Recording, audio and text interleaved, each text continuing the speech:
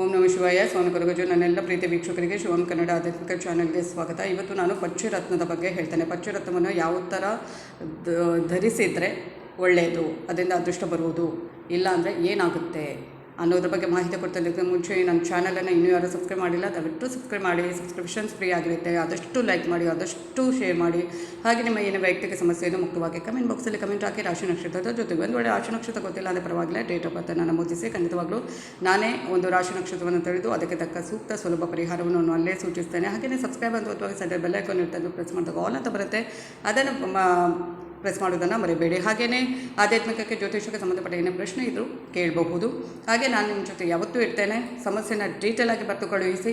ಹಾಗೆಯೇ ನಾನು ನಂಬಿರೋ ಶಿವದೇವರ ಕುರುಗಟ್ಟು ದೈವದ ಆಶೀರ್ವಾದ ನನ್ನೆಲ್ಲ ಪ್ರೀತಿ ವೀಕ್ಷಕರ ಮೇಲೆ ಇರುತ್ತೆ ಅಂತ ಹೇಳ್ತಾ, ಅವರವರ ಜಾತಕ್ಕೆ ಅನುಗುಣವಾಗಿ ರತ್ನಗಳನ್ನು ಬಳಸಿದ್ರೆ ಜೀವನದಲ್ಲಿ ಒಳ್ಳೆಯದಾಗುತ್ತೆ. ಹಾಗೆಯೇ ಪಚ್ಚರತ್ನವನ್ನು ಧರಿಸಿದರೆ ಯಾವ ಥರ ಧರಿಸಬೇಕು, ನುರಿತ ಜ್ಯೋತಿಷರಲ್ಲಿ ನಿಮ್ಮ ಒಂದು ಜನ್ಮಜಾತಕದ ರತ್ನ ಏನಿರುತ್ತೆ ಅದಕ್ಕೆ ಸಂಬಂಧಿಸಿದ ರತ್ನವನ್ನು ಧರಿಸುವಾಗ ನುರಿತ ಜ್ಯೋತಿಷರಲ್ಲಿ ಕೇಳ್ಕೋಬೇಕು. ಯಾವ ದಿನ, ಯಾವ ಗಳಿಗೆಯಲ್ಲಿ ಅಥವಾ ಹೇಗೆ ಅದನ್ನು ಧರಿಸಬೇಕು ಅನ್ನೋದನ್ನು, ಅದರ ಬಗ್ಗೆ ಸಂಪೂರ್ಣ ಮಾಹಿತಿಯನ್ನು ತಿಳಿದು ಧರಿಸಿದರೆ ಮಾತ್ರ ಅದೃಷ್ಟ ಹುಡುಕಿಕೊಂಡು ಬರುವುದು, ಇಲ್ಲಾಂದರೆ ದುರಾದೃಷ್ಟವೇ ಜಾಸ್ತಿ ಆಗುವಂಥದ್ದು. ಮತ್ತು ಈ ಪಚ್ಚರತ್ನವನ್ನು ಕೂಡ ಹಾಗೆ ತುಂಬಾ ಒಂದು ಜ್ಯೋತಿಷ್ಯರಲ್ಲಿ ಅಂದರೆ ಗೊತ್ತಿದ್ದ ಜ್ಯೋತಿಷ್ಯರಲ್ಲಿ ಅದರ ಬಗ್ಗೆ ಮಾಹಿತಿನ ಪಡೆದುಕೊಂಡು ಧರಿಸಿದರೆ ಖಂಡಿತವಾಗ್ಲೂ ಅದೃಷ್ಟ ಬರುವಂಥದ್ದು, ಇಲ್ಲಾಂದರೆ ಏನೇನೋ ಬರುತ್ತೆ, ಅದೃಷ್ಟ ಕೈ ಕೊಡುವಂಥದ್ದು.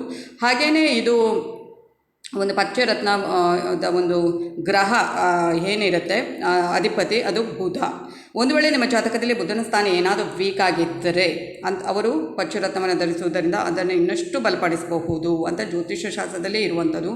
ಹಾಗೆಯೇ ಜೀವನದಲ್ಲಿ ಒಳ್ಳೆಯದು ಕೆಟ್ಟದು ಅನ್ನುವಂಥ ಇವೆರಡು ವಿಭಿನ್ನ ಫಲಿತಾಂಶಗಳ ಮಿಶ್ರಣ ಅಲ್ವಾ. ಒಳ್ಳೆಯದು ಇರುತ್ತೆ, ಕೆಟ್ಟದ್ದು ಇರುತ್ತೆ.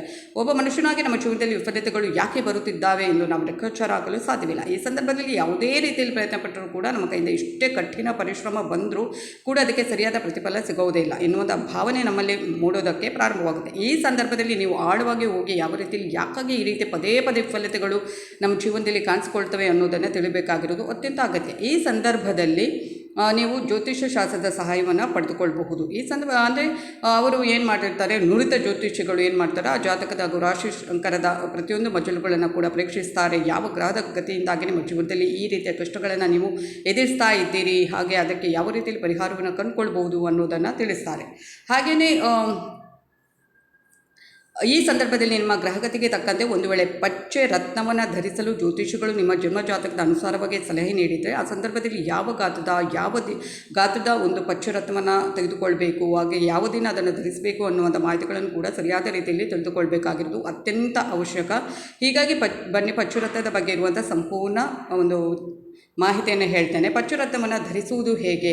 ಪಚ್ಚರತ್ನವನ್ನು ವೈದಿಕ ಜ್ಯೋತಿಷ್ಯ ಶಾಸ್ತ್ರದಲ್ಲಿ ಗುಣಪಡಿಸುವ ಅಂಶವನ್ನು ಹೊಂದಿರುವಂಥ ರತ್ನ ಎಂಬುದಾಗಿ ಕರೆಯಲಾಗುತ್ತೆ. ಆದರೆ ಅದನ್ನು ಧರಿಸುವಂಥ ವಿಧಾನ ಕೂಡ ಇದ್ದು ಅದನ್ನು ಸರಿಯಾದ ರೀತಿಯಲ್ಲಿ ಅನುಸರಿಸಬೇಕಾಗುತ್ತೆ. ಇದನ್ನು ತಿಳಿದುಕೊಳ್ಳಲು ನೀವು ಜ್ಯೋತಿಷ್ಯ ಶಾಸ್ತ್ರವನ್ನು ತಿಳಿದುಕೊಂಡಿರುವಂಥ ಜ್ಯೋತಿಷಿಗಳ ಬಳಿ ಹೋಗಿ ಸರಿಯಾದ ಮಾಹಿತಿಯನ್ನು ತಿಳಿದುಕೊಳ್ಬೇಕಾಗಿರುತ್ತೆ. ಹಾಗೆ ಪಚ್ಚರತ್ನವನ್ನು ಜ್ಯೋತಿಷ್ಯ ಶಾಸ್ತ್ರದ ಪ್ರಕಾರ ಯಾವ ರೀತಿಯಲ್ಲಿ ಧರಿಸಬೇಕು ಅನ್ನೋದನ್ನು ನಾನು ಇಲ್ಲಿ ಹೇಳ್ತೇನೆ. ಪಚ್ಚರತ್ನವನ್ನು ಯಾವತ್ತೂ ಧರಿಸಿದರೆ ಒಳ್ಳೆಯದು ಎಂಬುದನ್ನು ನೋಡುವುದಾದರೆ ಬುಧವಾರದ ದಿನ. ಹಾಗೆ ಯಾವ ಬೆರಳಿಗೆ ಧರಿಸುವುದು ಒಳ್ಳೆಯದು ಎಂಬುದಾಗಿ ಕೇಳುವುದಾದರೆ ಕಿರು ಬೆರಳಿಗೆ ಹಾಕಿಕೊಳ್ಳುವುದಕ್ಕಿಂತ ಮುಂಚೆ ಅದನ್ನು ಹಾಲು ಹಾಗೂ ಪವಿತ್ರ ಜಲದಿಂದ ತೊಳೆದುಕೊಳ್ಬೇಕು. ಹಾಗೆ ಆ ಸಂದರ್ಭದಲ್ಲಿ ಅದಕ್ಕೆ ನಿರ್ದಿಷ್ಟವಾಗಿರುವಂಥ ಮಂತ್ರವನ್ನು ಕೂಡ ಜಪಿಸಬೇಕು. ಹಾಗೆಯೇ ಇದಕ್ಕೆ ಬೆಳ್ಳಿ ಅಥವಾ ಚಿನ್ನದ ಲೋಹಗಳನ್ನು ಬಳಸ್ಕೊಳ್ಬೇಕು ಎಂಬುದಾಗಿ ಹೇಳಲಾಗುತ್ತೆ. ಹಾಗೆ ಬೇರೆ ಯಾವುದೇ ಲೋಹಗಳನ್ನು ಇದಕ್ಕೆ ಬಳಸ್ಕೊಳ್ಬಾರ್ದು, ಒಂದು ಚಿನ್ನ ಇಲ್ಲಾಂದರೆ ಬೆಳ್ಳಿ. ಹಾಗೆ ಪಚ್ಚರತ್ನ ಜ್ಯೋತಿಷ್ಯ ಶಾಸ್ತ್ರದ ಪ್ರಕಾರ ಅತ್ಯಂತ ಪವಿತ್ರ ಮತ್ತು ಪವರ್ಫುಲ್ ರತ್ನ ಎಂಬುದಾಗಿ ಪರಿಗಣಿಸಲಾಗುತ್ತೆ. ಹೀಗಾಗಿ ಅದನ್ನು ಜ್ಯೋತಿಷಿಗಳ ಬಳಿ ಸಲಹೆ ಪಡೆದ ಮೇಲೇ ಅದನ್ನು ಧರಿಸ್ಕೊಳ್ಬೇಕಾದ್ರೆ ನುರಿತ ಜ್ಯೋತಿಷ್ಯರಲ್ಲಿ ಅದನ್ನು ಕೇಳಿಕೊಂಡು ಅದರ ಬಗ್ಗೆ ನಿಖರವಾಗಿ ಮಾಹಿತಿಯನ್ನು ಪಡೆದುಕೊಂಡ ನಂತರವೇ ಧರಿಸಿ, ಒಟ್ಟಾರೆ ಧರಿಸಲಿಕ್ಕೆ ಹೋಗಬೇಡಿ. ಹಾಗೆಯೇ ಇದು ನಿಮ್ಮ ಇದರಿಂದ ಒಂದು ಲಾಭ ಏನು ಇದನ್ನು ಹಾಕ್ಕೊಂಡ್ರೆ ಅಂದರೆ ಇದು ನಿಮ್ಮ ಮಾತುಗಾರಿಕೆಯನ್ನು ಇನ್ನಷ್ಟು ಪ್ರಖರವಾಗಿ ಮೂಡಿಬರುವಂತೆ ಮಾಡುತ್ತೆ. ಇದು ನಿಮ್ಮ ನರಮಂಡಲದ ಕೆಲಸಗಳು ಹಾಗೂ ಪರಿಚಲನೆಗಳನ್ನು ಸರಾಗವಾಗಿ ನಡೆಯುವಂತೆ ಮಾಡುತ್ತೆ. ಇನ್ನು ನಿಮ್ಮ ದೈನಂದಿನ ಕೆಲಸದಲ್ಲಿ ಸಿಗುವಂಥ ಆದಾಯ ಹೆಚ್ಚಾಗಿ ಬರುವುದರ ಮೂಲಕ ನಿಮ್ಮ ಸಂಪತ್ತು ಕೂಡ ಹೆಚ್ಚಾಗುವಂತೆ ಮಾಡುತ್ತೆ. ಎಲ್ಲಕ್ಕಿಂತ ಪ್ರಮುಖವಾಗಿ ನಿಮ್ಮ ಜೀವನದಲ್ಲಿ ಶಾಂತಿ ಸಾಮರಸ್ಯ ಸಿಗುವಂತೆ ಮಾಡುತ್ತೆ. ನಿಮ್ಮ ದಾಂಪತ್ಯ ಜೀವನ ಕೂಡ ಸುಖವಾಗಿ ನಡೆದುಕೊಂಡು ಹೋಗುತ್ತೆ. ಇದು ನಿಮ್ಮ ಸುತ್ತಮುತ್ತ ಇರುವಂಥ ದುಷ್ಟಶಕ್ತಿಗಳಿಂದ ಕನಸಿನಲ್ಲಿ ಕೆಟ್ಟ ಕನಸುಗಳು ಬಾರದೇ ಇರುವ ರೀತಿಯಲ್ಲಿ ನಿಮ್ಮನ್ನು ಕಾಪಾಡುತ್ತೆ. ಸಾಕಷ್ಟು ಚಿಕ್ಕ ಪುಟ್ಟ ಆರೋಗ್ಯ ಸಮಸ್ಯೆಗಳಿಂದಲೂ ಕೂಡ ಪಚ್ಚರತ್ನ ಧಾರಣೆ ಮಾಡೋದನ್ನು ನಿಮ್ಮನ್ನು ಕಾಪಾಡುತ್ತೆ. ಜನರ ನಡುವೆ ನಿಮ್ಮನ್ನು ಇನ್ನಷ್ಟು ಜನಪ್ರಿಯರನ್ನಾಗಿ ಮಾಡೋದಕ್ಕೆ ಕೂಡ ಪಚ್ಚುರತ್ನದ ಧಾರಣೆ ಸಾಕಷ್ಟು ಸಹಕಾರಿಯಾಗುತ್ತೆ ಅನ್ನೋದರಲ್ಲಿ ಯಾವುದೇ ಅನುಮಾನವಿಲ್ಲ.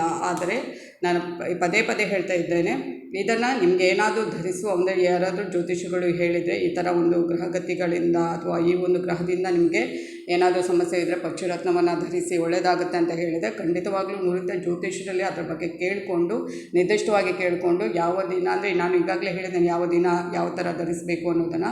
ಆದರೆ ಕೂಡ ಇನ್ನೊಂದು ಸಲ ಅದನ್ನು ನಿಖರವಾಗಿ ತಿಳಿದು ಏನಾದರೂ ನೀವು ಧರಿಸಿದರೆ ಖಂಡಿತವಾಗ್ಲೂ ಒಳ್ಳೆಯದಾಗುತ್ತೆ. ಇಲ್ಲಾಂದರೆ ತುಂಬಾ ದುರಾದೃಷ್ಟ ಬರುವಂಥದ್ದು. ಇಲ್ಲ ಅಂದರೆ ನಾವು ಕರೆಕ್ಟಾಗಿ ಅದನ್ನೆಲ್ಲ ಅದರ ಒಂದು ಏನು ನಿಯಮಗಳನ್ನು ಪಾಲಿಸಿ ಒಳ್ಳೆ ರೀತಿಯಲ್ಲಿ ಧರಿಸಿದರೆ ಖಂಡಿತವಾಗ್ಲೂ ಅದರ ಅದೃಷ್ಟವೇ ಉಳ್ಕೊಂಡು ಬರುವಂಥದ್ದು.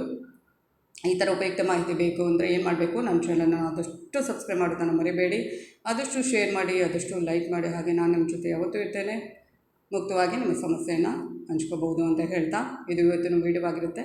ಧನ್ಯವಾದಗಳು.